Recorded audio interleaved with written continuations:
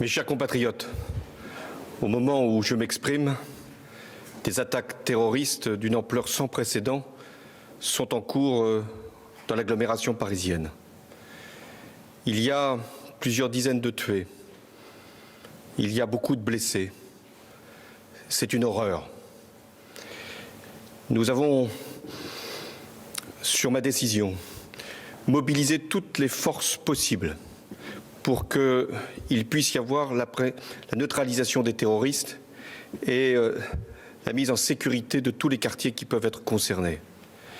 J'ai également demandé qu'il y ait des renforts militaires. Ils sont en ce moment sur l'agglomération parisienne pour être sûr qu'aucune attaque ne puisse de nouveau avoir lieu.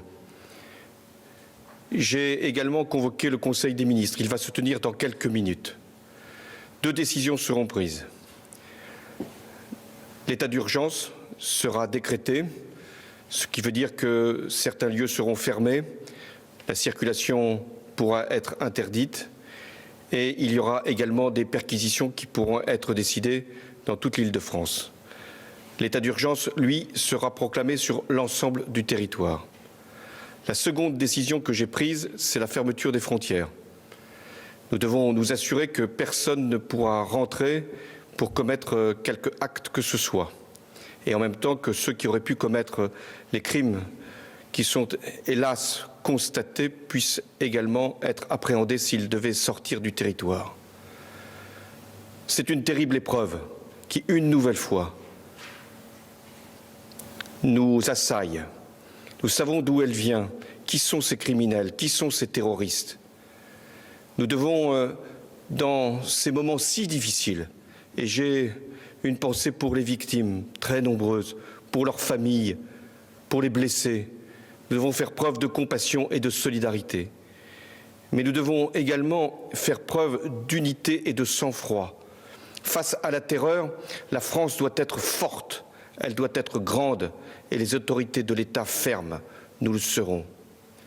Nous devons aussi appeler chacun à la responsabilité. Ce que les terroristes veulent, c'est nous faire peur, nous saisir d'effroi. Il y a effectivement de quoi avoir peur, il y a l'effroi, mais il y a, face à l'effroi, une nation qui sait se défendre, qui sait mobiliser ses forces et qui, une fois encore, saura vaincre les terroristes. Françaises, Français, nous n'avons pas terminé les opérations. Il y en a encore qui sont extrêmement difficiles.